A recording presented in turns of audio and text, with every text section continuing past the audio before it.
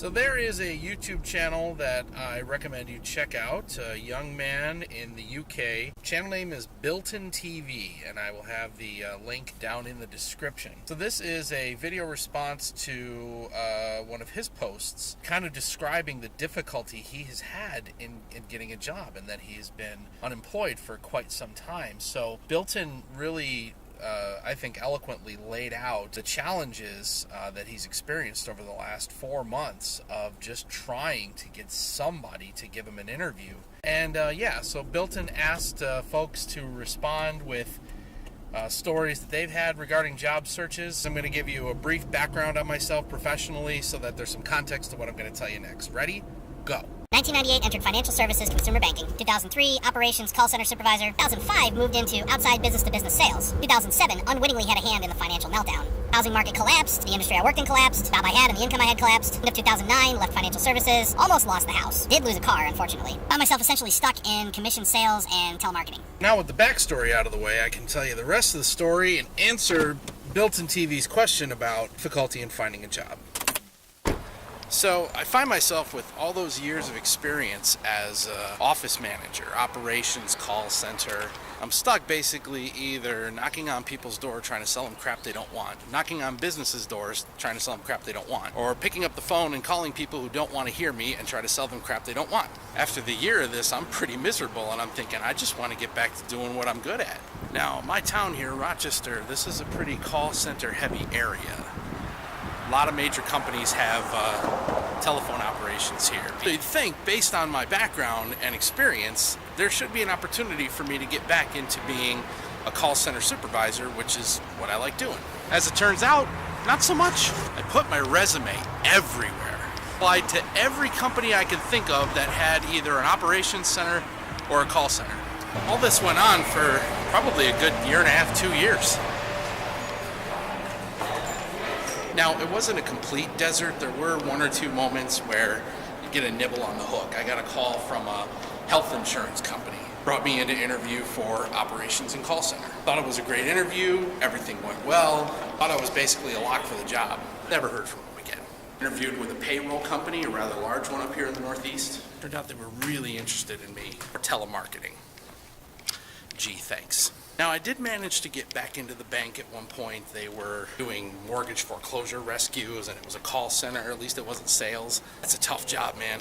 It's really great to hear and see that the economy's actually doing better now, because talking to people every day that are losing their homes to foreclosure, this is 2011, 2012. This is really tough. It bears on you, and it drains on you. Keep thinking there's going to be opportunity for advancement, so you go for supervisor jobs. No interest. It's like your damaged goods, you know, it's like your old news. So then finally, a ray of hope. I'm driving home from work one night because, of course, when you're displaced professionally, you can forget the concept of working Monday to Friday, 8 to 5, right? By the way, at the time, I'm working in this gigantic white building that you see right behind me. 12th floor, actually. So anyway, I'm driving home one night, cruising along at 55 miles an hour down 104 eastbound, and the phone rings. I'm fumbling to open the daggone phone, answer the call, put it on speaker, and it's a recruiter. They want to talk to me about a supervisor position in a call center. Well, I can fast forward 3 years, and I'm happy. Professionally, I'm in a good place, great company. And but those 4 years, 2010, 11, 12, 13, that was hard. Lost a lot of ground. And you can't wrap your head around how nobody calls you. You can go on any job search board and you'll find 900 results. Now granted, 500 to 600 of them are sales, telemarketing. Still, and you think to yourself, it can't possibly be this hard. But you know what sometimes it is? The thing you can't do is you can't give up. You can't stop trying. You either owe it to yourself, or you owe it to your family, or you owe it to the people who you have to pay money and bills every month, right? We owe them too. But I say to you, dear friend Bilton TV, do not give up. I know it's tough. I know it breaks down your self-esteem to hear nothing, let alone hear we'll call you.